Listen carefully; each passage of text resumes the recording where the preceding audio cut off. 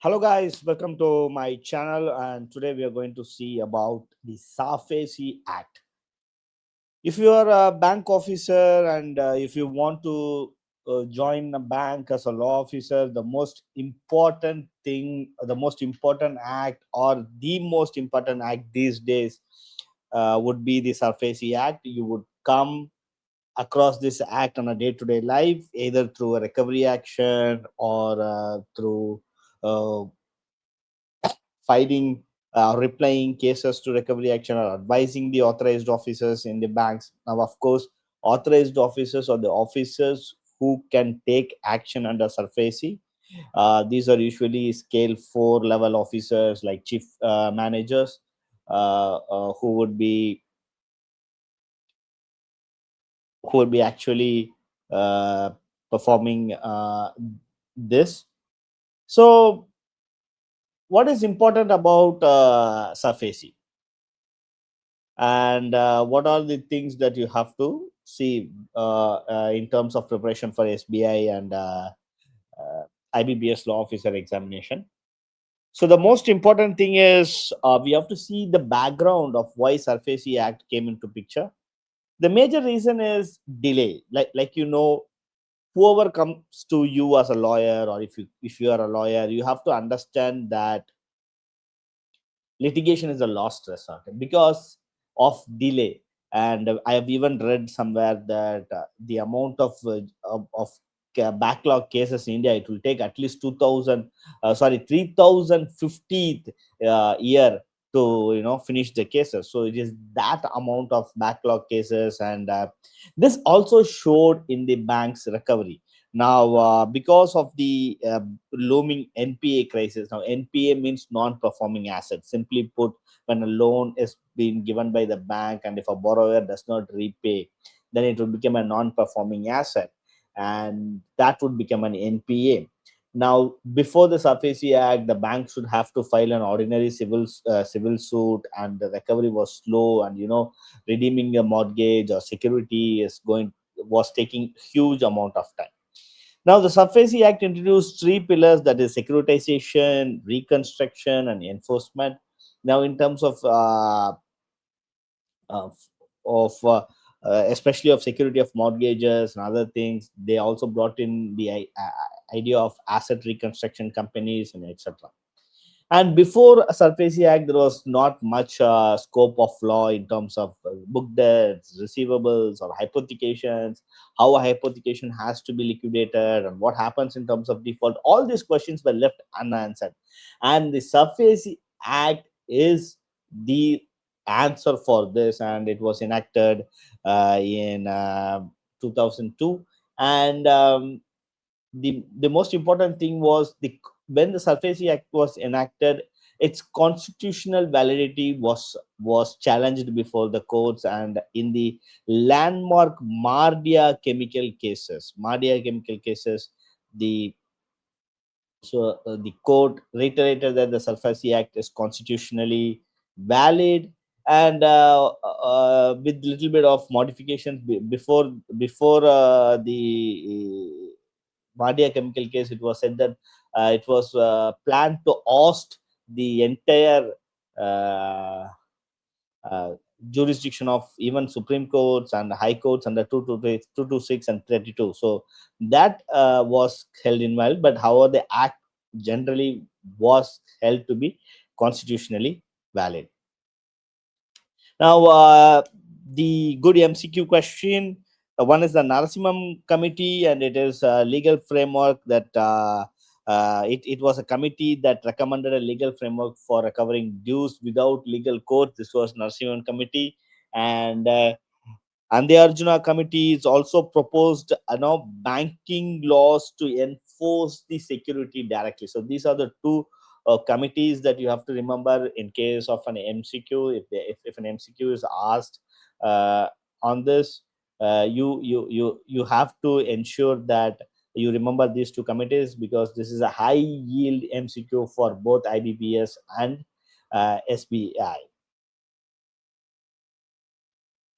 Now, the three pillars of SARFAESI Act. So, securitization.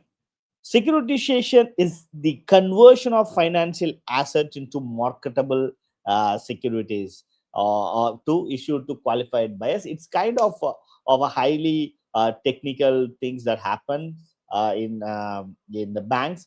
Usually, as a law officer, you will be only be working more on the issuance of demand notice to the borrowers, direct borrowers, and things like that. The securitization aspect is taken care of by higher management, but it is simply put a conversion of for financial assets into marketable uh, conversion of financial assets into marketable securities. Like I said, the securitization process happens. So how does the securitization happens in Indian banking system? Like when a bank, say a bank A, has a lots of bad loans, and now when people are not repaying money, the bank would not have money in its vault to actually make the lending process. So what they do is they pull this bad loans and sell it to asset reconstruction companies. The asset reconstruction companies in turn buy these bad loans and pay the money to the banks which can actually then lend it, and by which the economy keeps growing.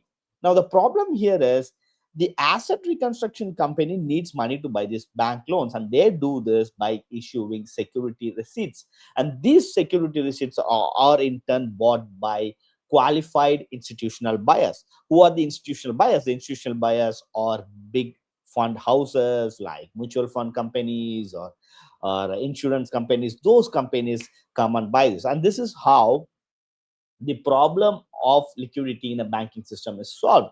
Now comes the enforcement of security interest. Now the bank need not actually go and enforce the security interest. The security interest can be enforced by the uh, asset reconstruction companies. Now they hold the rights to these banks. That's where you see sometimes many borrowers telling us that I bought loan from such and such bank. Now people from such and such entity is actually contacting me. So that is the idea behind the securitization aspect. Now, some of the important points that you have to remember, that is one, it extends to whole of India, including JK. So please remember that it includes Jammu and Kashmir as well. And if it is Jammu Kashmir, if an SARFAESI action is taken, you have to appeal it to the district judge of Jammu Kashmir. And this is a high yield topic for the this is a very high yield topic for examiners, so they can examine you on this topic. So please note it down in your notes or anything, that it includes whole of India, includes Jammu and Kashmir, and it came into force on 21st June 2002. These are questions like they can be simply put it in like a preliminary or a main, and so these things are factual things that you have to take knowledge of. And it applies to banks and notified financial institutions, NBFCs, who are called secured creditors. Now, when the concept of secured creditors will be elaborately explained when we see IBC, but simply put, secured creditors are the creditors who had security. They have loan security, like it can be a mortgage of land or hypothecation of plant and machinery, movables, etc. So those are the security, and the threshold is 1 lakh and above. So, and remember that if you have paid your 80% of the dues, SARFAESI action cannot be taken. So the dues should not be not for dues which is below 20%, which includes both the principal and interest. So 80% is paid, then they cannot take SARFAESI action. Then there comes on other aspects like one-time settlement and things like that. So these are the threshold. Now, if you want to remember one case law in SARFAESI Act that examiners can ask in question, that is the Mardia Chemicals versus Union of India case. And here the constitutional validity of the SARFAESI Act. So the Mardia Chemicals case, in the Mardia Chemical case, what happened was, because like I said, the SARFAESI Act is essentially an act which allowed banks to pursue recovery action without uh, going into the without getting into the doors of the judicial process as the courts. So now the people who challenge this act, essentially questioned that how can a banks act uh, uh, how can a banks act on its own when it is also a party to it, right? Actually, the bank is one party, the borrower is one party, so it gives unbridled power to the banks. And number two was, before this Mardia Chemical case, there was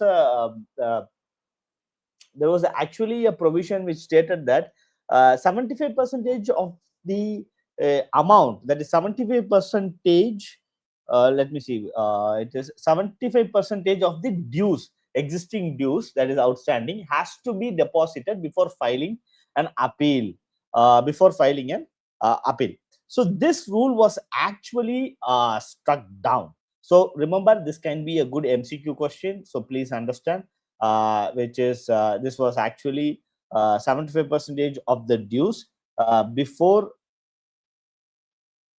So the 75 percentage rule was struck down, and now there is no such rule for filing an appeal in the DRT. And it also led to section 13(3)(a), which is again a very important concept that you have to remember as a law officer, because it will be helpful in your day-to-day functioning as well. And it is also an often tested principle that it gave the borrower a right to represent. They can represent, and if a borrower shows a representation, the bank has to reply within 15 days. And in case the bank's reply is not received within 15 days, remember, this entire SARFAESI action can be invalidated by the court. So these are the very important things that you have to see in Mardia Chemical case. But for the MCQ part, remember the Mardia Chemical versus Union of India case. So a quick recap. Remember, it was an Act 54 2002. It was enforced from June 21 2002. So I think 21st June is what is called summer solstice. If you are a geography nerd, please correct me if I'm wrong. Do comment on the video. And so the three pillars are securitization, asset recovery, enforcement, and the most important thing is enforcement without recovery, and the validity was upheld in Mardia Chemical case, and you can test yourself. Now, we'll see in the next video. So the next video would be about the key definitions in the Act. So do subscribe to my channel and share it with a friend who is preparing for the examination or somebody to whom it will be helpful. I'm also going to introduce you a question paper or MCQ questions which you can practice. Let me see what can be done about that. So right now, thank you.